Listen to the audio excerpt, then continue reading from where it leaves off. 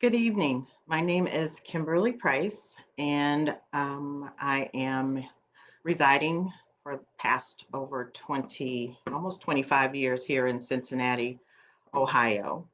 I want to first thank Michelle and Dr. Lloyd, as many of you know her, but she and I go way back, along with being my sorority sister, and we've been knowing each other for over 30 years. But one of the things that we have in common with many of you is that we are mothers. And so I'm just going to go through the questions that I was asked to share regarding my oldest son transitioning to college. Um, he is 22 now and is a recent college graduate as of April 30th from Wright State University. And he is now working for a law firm here. I say that because that's the end. And I'm going to talk about not the end, but it's a part of the journey, but I'm going to talk about getting to today. So, my journey with my son, first of all, you need to understand I'm an educator, have been for 24 years, actually. This is my 24th year, 22 in Ohio, and I had 2 years in Missouri, where I am from. So, being an educator, and also I'm a high school educator at that.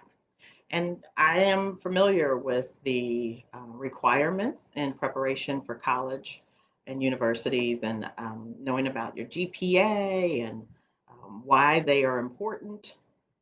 So I say that to say when my son started junior high, because that's where I'm going to take it from junior high, he actually tested into a school, one of the top schools here in Ohio, Walnut Hills High School. And then it's a public school here in Cincinnati, but you have to test to get into it. And he successfully passed and entered into this school. This is someplace he wanted to be since the time he was 5, because I have nephews and nieces here on my husband's side who also attended there. And at that time, my son wanted to desperately be a, um, a doctor because our nephew is an orthopedic surgeon down in Louisville, Kentucky.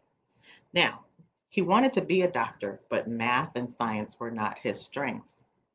So in seventh grade, I had to have a conversation with him, preparing him for his future, talking as a loving mom, but also as an educator, and recognizing that his strengths were in English language arts and social studies or history. He's actually one of the most brilliant writers I've ever known.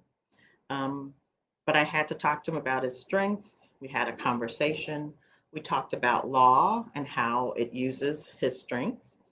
And he finally, it's like I saw the light bulb. I'm giving you the short version. It was beautiful, but it was scary at the same time. So the conversation happened right at the beginning of his seventh grade year. And he received what I had to say. But this school was very challenging. He had to take 3 years of Latin. And these were like college level courses that this kid was starting, in seventh grade. The requirements were different because he grew up Montessori from the time he was 3. So did my, and still continues my now almost 15-year-old son.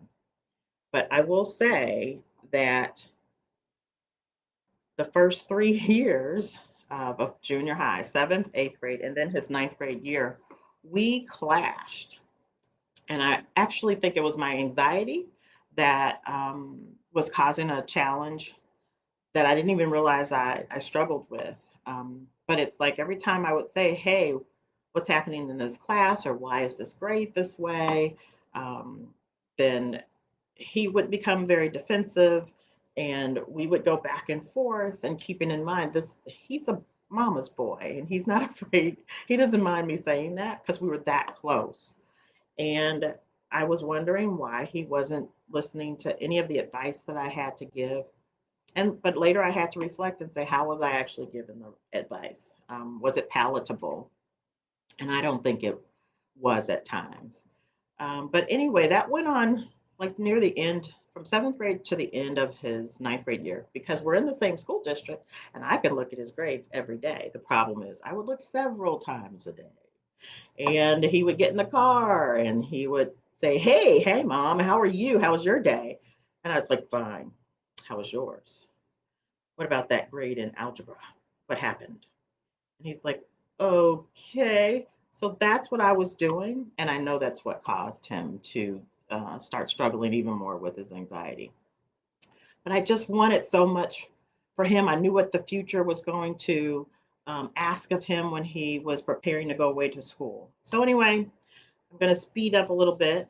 That was in preparation of college starting off in junior high. I actually stopped. I actually asked him the second part of his ninth grade year. I said, hey, what can I do to support you? What can I do to help you? Because everything I'm saying is obviously it's not working. You're not listening to me. But I want to be able to help you. So what can I do? And he said, don't you know, Mom, I see everything you see every day. I know what I need to do. So I need you to trust me. And I said, okay, that's the best that I could do. I have nothing to do but to trust him. And it really hit me even more.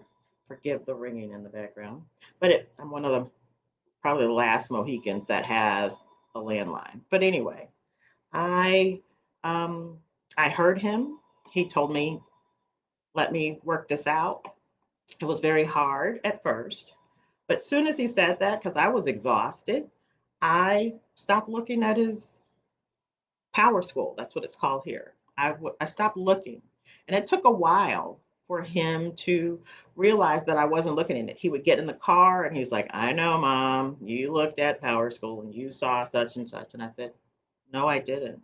It was the best thing that I ever did. And it because the other part that I realized is, hey, I can't go to college with you. I can't teach you any more study habits now. Whatever you are going to do, you're going to have to do on your own. So um, I want to quickly say too, because Michelle is sending me questions too, and how did I know it was anxiety? I actually, for me, I didn't know it at the time. For him, I was just concerned about sometimes his just being, not thoughtful. He didn't think things through, it seemed like to me, or just the not listening, just some things that I had seen as far as he's very messy, not a very tidy person and organized, and it had always been that way. And I struggle with ADD myself. I don't have the hyperactivity of it, and he does not either. But it was just the focus. So I actually had his doctor, she assessed him and she's like, it's not ADD. He's struggling with anxiety. And they put him on a medication at that time, but he was not crazy about it. And he just learned other strategies without taking the medication because he didn't like the way it made him feel. And again, I had to let him work it out. For me, since I did not know as an adult that I was really struggling with this anxiety, um, but now I can look back on it and see that's exactly what I was doing. I was angry. I was stressed. I was frustrated. Um, my tone would not come out as being loving. Sometimes he thought I would be disappointed in him and or didn't believe in him sometimes. And I said, I do. That's why I'm so frustrated because I see your potential. That's what I kept telling him. You are so great. At the same time, he was experiencing issues of he was a short kid, didn't have his growth spurt, didn't pass me up. I'm 5'6". He didn't pass me up until the sophomore year of high school after football season. And that was a struggle by itself. So he was dealing with some of his own anxiety and the education part of it, I just wanted him to recognize the importance of a GPA, the importance of what the colleges and universities were going to be looking at when he was applying for them. Even when he took the ACT, I knew that at his school, every day, every Wednesday, they had ACT questions, the college center within his school. And I'd say, hey, You should go and see, participate. No, my son did not study for the ACT. He just went and sat for it, and he got a 26. And that was just non-study, and I'm just going to go take it and see whatever. And that first one was not even with the writing. I had him do it again the following. He did it in the spring. I had him do it in the summer, and he got the exact same score. So the score was okay for some of the colleges and universities that he wanted to go to, but the GPA was not where it needed to be. So that was a part of our journey too. Um, it's a the condensed version is he finished. He got had 3 AP courses that he passed. That 2 of them were in writing, composition, and literature, and then an economics class. So at least that supported us and helped us out um, with college tuition. That put us ahead of the game. But I will say, when it was time to apply for the colleges and universities, he didn't get into the ones that he originally wanted to get into. But I do believe he ended up where he was supposed to be. And he found his village. He excelled. Um, and we couldn't be more proud. So I'm going to go through some more of these questions. Um, the transition from home, you guys probably didn't even want to know all that other stuff I said. But anyway, let me tell you about the transition from home to school. My son, the oldest, the 22-year-old, um, has a little brother that he prayed for. And when I say he prayed for it, he came to me and asked me for a sibling. And he says, I told him no. I do recall that. So he went to God instead. And God blessed him and answered his prayer while I was finishing grad school, I might add. Um, but his little brother, Dawson, will be 15 in January. I love their relationship. But growing up, and as my older son was getting ready for college, through high school, he kept pulling that big brother card a lot. He was like, would come in the kitchen, and if they were eating dinner, we have a TV in our kitchen, and don't judge. And the little brother would be watching something, and the big brother would come in and take the remote and put on whatever he wanted to. And he's like, Drew, I'm watching that. Well, anyway, Drew's like, I'm the big brother. So I get to watch what I want to watch. So when it was time for Drew to go away to college, can I tell you, he was so ready. He was ready for or Dawson was ready for his big brother to go away, to the point of we drove up together on transition day. My son went to Wright State University, which is an hour away. My husband and I, we trailed each other with loaded college stuff in our cars. And little brother was in the car with me. My older son was in the car with his dad. We helped him load everything up into his dorm room and met his new roommate, helped him set up. And I will say, for me, I noticed I just wanted to I didn't want to leave until I knew it was set up for him to be comfortable. Um, a refrigerator came in the room already, and a microwave, so we didn't need that. But his roommate actually brought another refrigerator. So they had room for plenty of snacks and things like that they wanted to have in their dorm, even though they also had like meal plans and, those types of things. But I just wanted to make sure, for my son's sake, or mine, that everything was set up from his desk and his supplies. I made his bed. He had bought a like area rug. We put that down.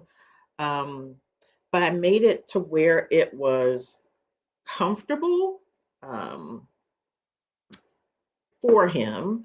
So it would feel like he's at home, a home away from home, but not too homey, because I wanted him to come back. but I could tell too he was anxious for me to leave, or for all of us. He was ready to start this new phase, this new chapter in his life. Um, and I was ready for him to also. I just knew when I turned and we drove away that this was a new beginning for us, a new transition. And I didn't cry. I've heard a lot of friends who've cried, and I didn't feel like I was plummeting. I just knew it was going to be different because he and I are a lot alike. I am his biggest cheerleader. I am very supportive. I try not to be, and have grown into being even better of a person who is non judgmental. I accept him as he is. I think we stayed on, Michelle, I think we stayed on campus. We stayed on campus for about an hour. Um, but he had no problems with asking, could we go out to eat first before we left? So when we finished getting a dorm room and everything together, we drove in one car. I think we went to Red Robin and one of his favorite spots. And the bottomless fries actually help, with growing boys. So we ate there, and when we came back, he didn't want us to necessarily come back upstairs to the dorm. So we got in our cars, we said our goodbyes, we hugged, and that was it. I told him, remember who he is and whose he is. He is a child of God. He's a Christian. He grew up as a junior deacon. So I think that probably helped me feel even more calm about him going, because realized I did everything, my husband and I did everything that we could do to prepare him. But like we went through, and we're both college educated too, we knew that mistakes were going to be made. But the conversations we had were so much different because of social media today, and me making sure I would tell him, like, hey, think, do self-talk, think about your decisions before you make them, and whatever decision, think about the consequences, the rewards, if you can, because you guys are living in this day of social media, and we're thinking about your future and jobs. We had those talks leading up to college. So everything that I was concerned about before, I was like, you know what? We've had the talk. We've had several talks, and I think for being open and having open dialogue with him, that made it feel easier for me. And plus, I'd gone through with other friends, children's who had gone away too, and I realized it was going to be different than when I went away to college. But there were many similarities. There were many things there were going to be. We all, we were in unknown territory, and we were just happy and free to be away from our families or parents, or like me. And we just want to have fun, or we just are looking forward to being independent.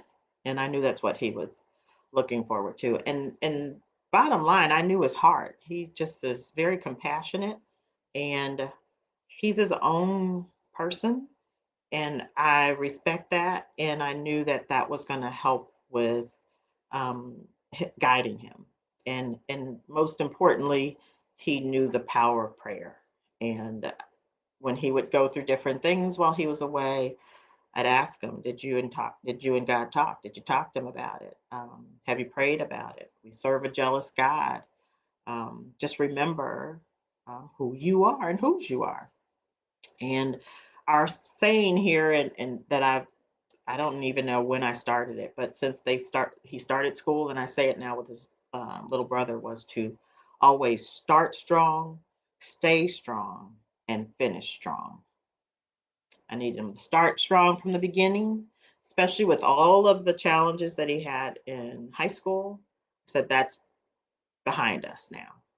This is a new opportunity to start strong, stay strong, and finish strong. And it's the same thing that I say to his little brother now.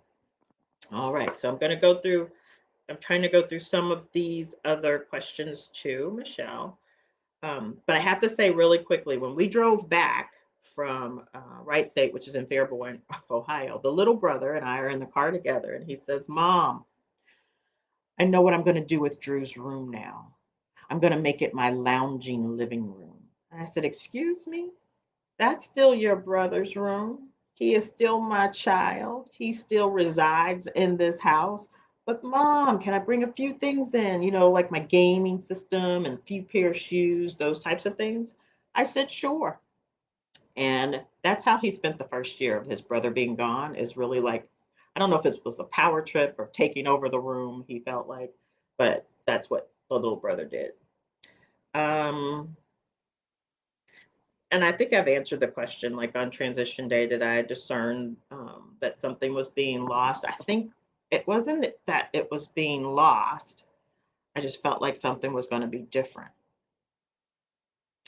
Different in, I recognized my firstborn was not my little baby anymore, um, which I had known that for a long time. I mean, kids grow up so fast. Um, if anything that I thought that was I was gonna lose, and this might sound really funny, um, was that I was losing the tension that had developed in our household of having a kid that was so ready to leave. He was ready to go. And when I say he was ready to go, it was to the point I felt so bad. One of my colleagues, who's a school psychologist, and there's a group of us that go out to eat, and I said, Drew's just so ready to go. And she says, "Well, then you've done your job." And I said, "What do you mean by that?" She said, "Our job is to have our kids ready to leave the nest. Do you want them to say, 'I'm going to live with you forever and ever'?" And I was like, "No." And she's like, "Well, then you've done your job. He felt ready to go. That means you did what you were supposed to do." And I tell you, from her telling me that, I felt so much better. Like I felt relief. Like, okay, well, then that's another part of this whole parenting thing. You only have them with you for so long, and then you have to let them fly and begin this thing called life. Um, and during that time, again, as far as my emotions, I was anxious. I was not, no, I was scared. I was scared. Um, Frankly, because I knew the things that I did in college. Maybe it's just me. I thank God that we did not have social media back in the day.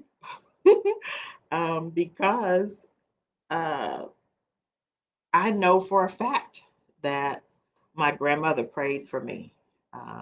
The things that I did in college, I just said, if long as he doesn't do half of the things that I did, then he's going to be okay.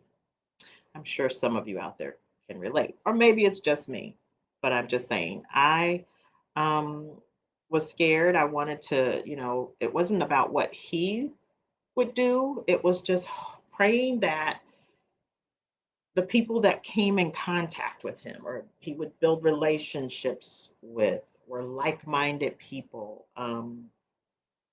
that he would not lose his sense of who he is and was, and his upbringing and his family, and we would always say you are a Price and represent that name. And I think that was more of my fear. um, I He didn't have a whole lot of friends growing up. He had associates. He lost friends along the way, and that concerned him in high school. And I said, when you go to college, you're going to meet your people who you're going to have relationship with for the rest of your life. And it might not be in high school, but college. Oh my gosh, you're going to meet people from everywhere, and you're going to have you're going to finally get those relationships. And I think I just wanted him to be happy. I wanted him to find out who he was on a totally different level, and find and discover how capable he was, and that he belonged there. He belonged in college, and he deserved the best future that he could ever hope or dream for. So I don't think I showed them, I know I didn't like cry in front of anyone. I found myself praying even more. Um, and I don't want to cry about it now, but I just asked God to keep me in a place where I could be able to be his safe spot, his um, his place to come to if he, I know he knew how to go to God, but just to have someone cheering him on. And I wanted him to believe in him as much as I believed in him. So um, that's how I felt during that time. When I came home, the one thing that I was dealing with was saying I wanted to be able to communicate with him,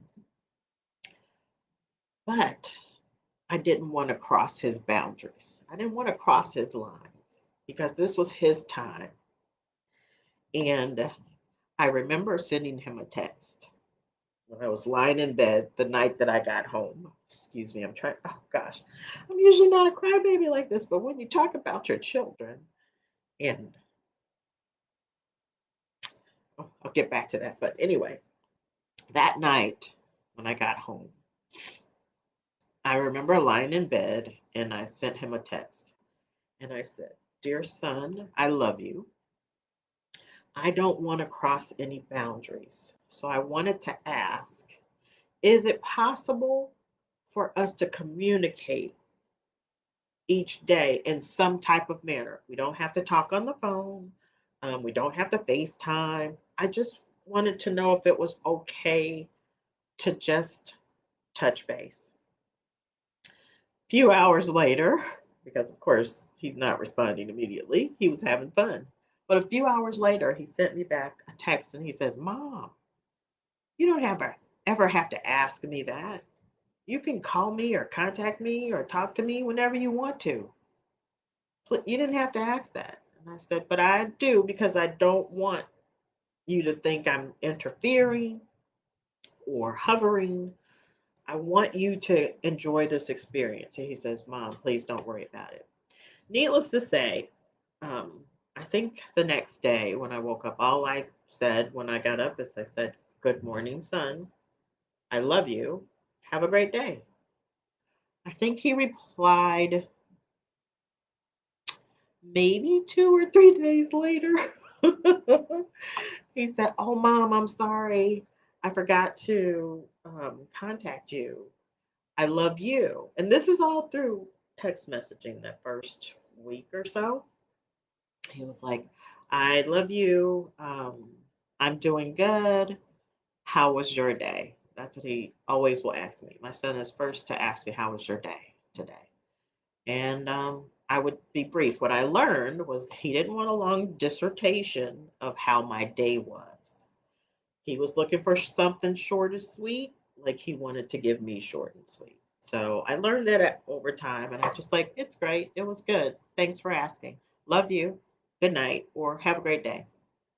And then I would find maybe a couple weeks after he was there, he did a quick FaceTime with me. And it may have lasted like 5 minutes or something like that. But it was great to see his face and to put my eyes on him. He was happy. His tone was great. We talked about his classes. Um, he just seemed like he was just falling into his element. So that was that was a godsend for me. It gave me even more peace here at home. Um, as far as re-envisioning myself, I guess it's everything then. I, quite frankly, it was focused on my younger son. Keeping in mind, it was my younger son was still doing soccer and basketball and involved in school, and I'm an active parent, choir member at my church. Um, I do a lot of leadership roles I had and still to this day within my district. So I stayed busy, and I really think that what helped me with my son being gone was the whole out of sight, out of mind. Like I couldn't think, my mind would not allow me, thankfully, to conjure up anything bad or because it's like I didn't know what he was doing because I didn't see him. He wasn't here under the roof where I don't know if you're like this, but like when we're all home, I cannot rest until I know if he's out with friends. Like once he comes home, it's like I'm able to rest. And I remember my mother being the same way with us growing up. It's like she couldn't be at peace at sleep until she knew everyone was in the house. And so with him being gone, I was I think I slept better. I slept better probably because when I tell you we were really struggling with maintaining a close relationship like we once had before he went away to college, because he was so anxious to go and because I was just being a concerned parent and a little anxious too. It was peaceful. I could focus because the little brother had me was watching me be anxious with his brother. He would say things like, Mom, did Drew do this when he was this age? Or did Drew do that? Because I could tell he was sitting back and he's observing and seeing how I'm reacting to things. Um, but yeah, I lost train of thought. Excuse me, menopausal moment. So I didn't re envision myself. And then also recalling that he graduated in 2018. And then 2020, we went in lockdown and he came home. He was home finishing online courses when we all, um, went on that lockdown or, quarantine, whatever you want to call it. He had just gotten back from his spring break in 2020, where he visited my brother and his family out in Arizona.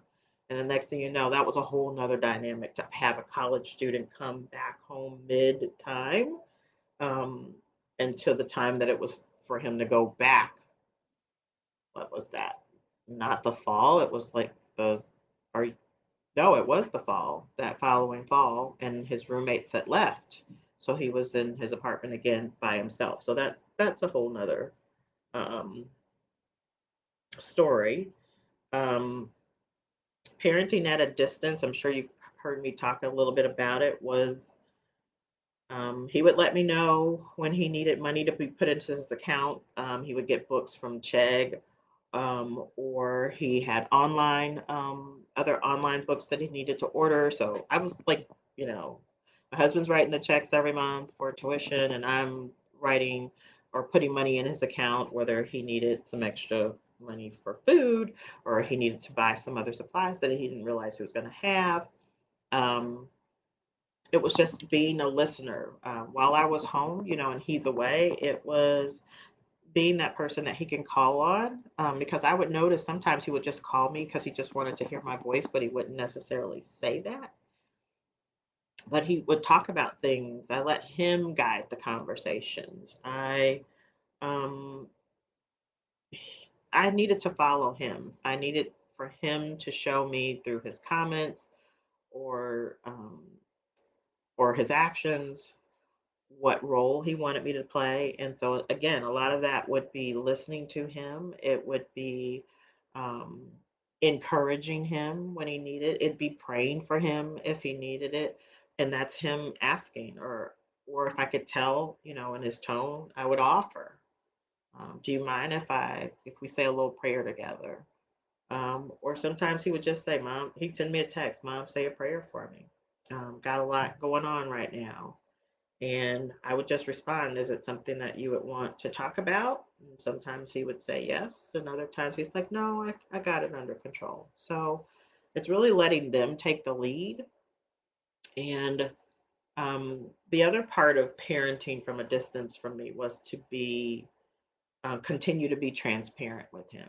You know, if he asks about certain things that can go on at college, and he might ask, or he might not even ask, but I could tell that sometimes our kids look at us like, you don't know what it is that I'm experiencing here, or you don't know what this life is like, or you look like you've never had any challenges, or you have to be able to be transparent with your kids because we're not perfect. And if we don't share um, some of our mistakes and ups and downs, then they won't be ready to come to us to talk about things that they have thought about, haven't experienced yet, but maybe considering some things, and just want another perspective from someone who loves them in an honest perspective. So that's the other part of parenting from a distance is I our relationship went up a totally different level or transitioned a different level when he was away because I knew a lot of the things that he was going to be experiencing. So when I started sharing just little stories about my own journey in college, I felt this like sigh of relief, like, okay, it's you know what I'm talking about. You understand.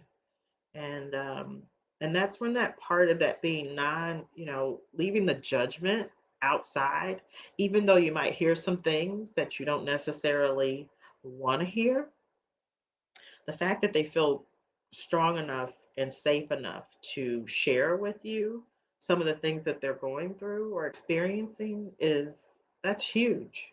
You always want them to be able, well, maybe you don't. I always want my sons to be able to come to me with anything. Again, providing that safe space. They're going to be judged enough out in the world, but when they come home, or home is where dad and I are, um, when you come home, you are safe and you can be your authentic self, um, whatever that is. So that's another part of the parenting. I'm sure I have talked so much. And Michelle and I have this in common. We can go on and on forever, ever. Um, let's see. In regards to support, I have my church. I have people like Michelle in my life, my sorority sisters, my mom, my siblings, other people who've gone through this, where we can share, and you're like, you too, me too, and you're like, I'm not alone. Um, and again, just my faith. Um, Prayer is huge. Any negative thought that would come in my head, I would rebuke it in the name of Jesus immediately, quickly, and I would just begin to pray. Just because I'm like, whatever it is that I can't even think to pray of right now, Lord, you know my heart. So, prayer has been a godsend, and exercising, walking. Um, I'm not a big exerciser person like Dr. Lloyd is, but I can walk anywhere. And by my school, there's a track. And so that was the other thing. As long as I'm taking care of myself um, and making sure, self care is a priority, I get my nails done, or go do a little retail therapy, not a lot. But really, the biggest thing for me is exercising, trying to do something every day. It might not be a full 30 minutes, it might just be 15 minutes, whatever it is.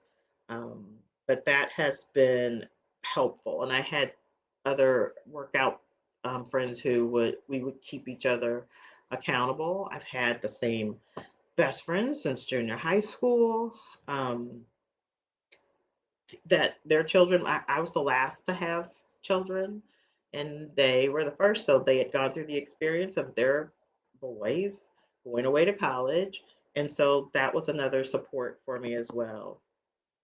um, what advice would I, during a period of reflection, that I would give to my younger self is trust the process.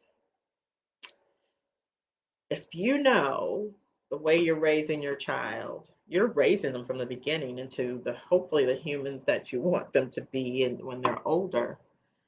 And I honestly can say my son, everything God guide has been the guiding force as far as my husband and I raising our oldest and our current, our baby. But trusting the process, trusting that even the things, the negative things, if the grades aren't where you want them to be, that if he didn't get into college, just recognizing that. And I did later, but I wish I would have known sooner that everything is going to be okay. Wherever he's supposed to be or she's supposed to be, God is in control of that. And I do not regret the adversity that my son experienced. And he has said the same thing because it wouldn't make him who he is right now. He learned such a great deal from everything. And even with everything that we went through together, it was all a part of the process. It was a learning experience for us both, with him being my first child, my oldest, um, and me having my first to be go away to college. And understanding, college is not for everyone. And I was just ready. I just wanted him to just find out or discover how to be the best version of himself. So my younger self, I just tell her to, you did good, you're doing well, but trust the process. Um, let's see. What words of wisdom would you give other mothers whose teens are transitioning out of the home now and in the coming years? Um, I think I would say just to provide a safe space.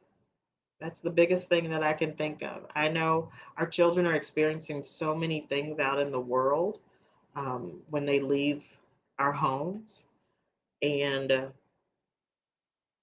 it's like, some homes can be so chaotic. If you're able to provide a safe space, if you're where they can just share and open, and if you could do whatever within your power to not judge, but to listen, because we are quick to offer advice. We're quick to try to fix things. We are quick um, to try to make everything better. We're moms. That's what we do. Um, but I think our kids really benefit from us not judging, not to say to close your mouth. It's fine to talk about. The thing is, it's just to talk about it. Open dialogue, open conversation, and share your flaws. Share some of your failures as not all, you don't have to do them all, but as they're learning and growing and they talk about things that you've experienced. I remember talking to my younger son about things I experienced in junior high. He's like, "What do you mean? That happened back then?" Yeah, the same thing, the he said, she said, or, who had what outfit on and what shoes and all of that kind of stuff. Same thing that's happening now with you guys happened with us back then too. Sometimes they just need to know that we're human and we weren't, that we just didn't become adults like overnight. Like we've gone through the same process of growing, just like they have. So I would tell other mothers that make sure you take time for yourself when they're gone too. Self care is very important. um, and having a good support system. Even our doctors will ask us, I don't know when if they've asked you, but when you're going to physical, they'll say one of the questions and like one of the questionnaires that they give is, um, do you have a support system? Do you have people that you can talk to? Are you feeling, if, depression or those types of things? There's like a depression check or something. If you are, I will say if you are, because I've had friends that have experienced severe depression, talk to somebody. Don't leave it bottled in and bottled up. Um, Understand you are not alone. Um, you're not the first person that has children that are going away, and you certainly won't be the last. So, really go to those individuals who have experienced what you've experienced and let your children be the guide of how you continue to navigate the growth of the relationship. I am the first one to tell you it gets so much better. My son is back home for a gap year, and our relationship, I think, is better than what I ever thought it could be. That open dialogue continues on a mature young adult level to his mom type of thing. Um, but just if you hover too much, or if you're wanting to know what they're doing, the more you want to know what they're doing every time, when they're away from you, the less they'll communicate.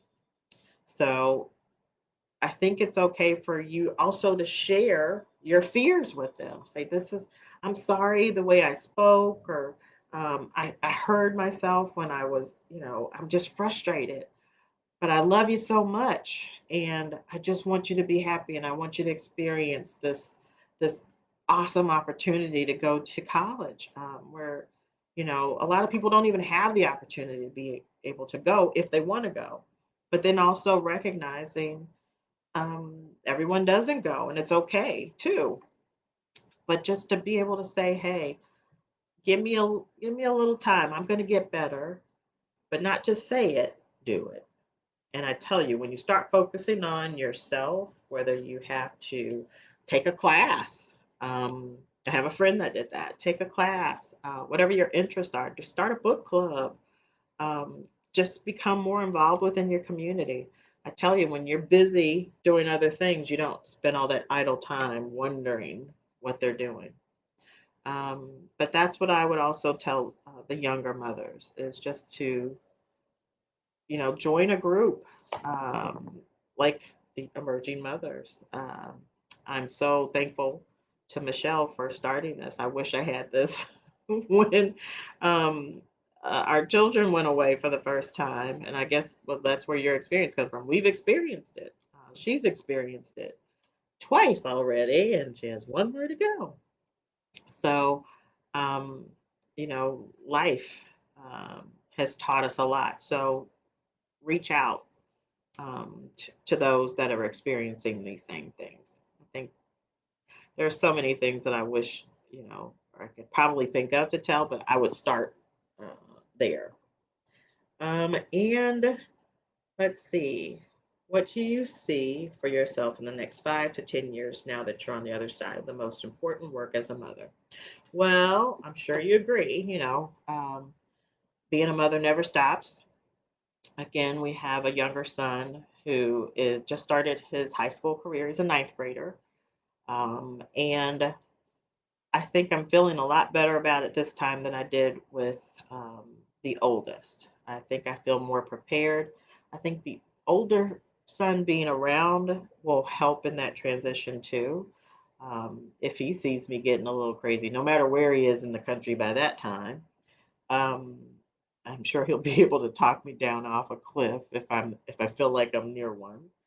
But I think in the next 5 years, prayerfully, my younger son should be uh, finishing his first year or starting his second year of college by that time. And I will be starting to look at that horizon of retirement, Lord willing. I plan on at least staying in this profession until he's done with his undergraduate. My mother resides in St. Louis, and she knows that when it's time, I'll be coming back home to St. Louis, and that's after I retire or sooner if need be. Um, but I'm looking forward to the days when my my boys get married and have their own families, and I see myself wanting to visit hopefully grandchildren one day. Nothing soon, but one day. And I still see, hopefully my husband and I are traveling more. I want to travel more. Um, but being a mom, it never stops. We just transition from one level to the next. And so um, I'm looking forward to those transitions. I'm looking forward to being what the type of mom in whatever capacity that they need me to be. Whether it's talking daily, which I pray for, I hope so, um, or traveling together, or me visiting their home if they're out of, if we're in different states, um, but continuing to still be that encourager, um, cheerleader, supporter, but also telling them the hard truths sometimes. Whatever that is, if a relationship has been established, I do believe the transitions get better and better and the communication improves during that time too. So I hope I've answered all of the questions, Michelle. I'm not sure, but I pray that I did. Um, I'm sure I talked about a lot of things that probably weren't expected, but were supposed to be discussed, if you know what I mean. I thank everyone who is um, able to view this. My role is I do view my life as not for me, um, it is for others. And if I can touch anyone or give anyone a sense of peace or calm or guidance, then that's what I'm here for. So thank you. Let's see, Michelle, you are messaging me. So thank you once again. My name is Kimberly Price, and I am the wife of Wade A. Price Sr. and the mother of Wade A. Price II and Dawson James Price. And I thank you for listening. And just remember, you are not alone. You're never alone. God bless and take care. Goodbye.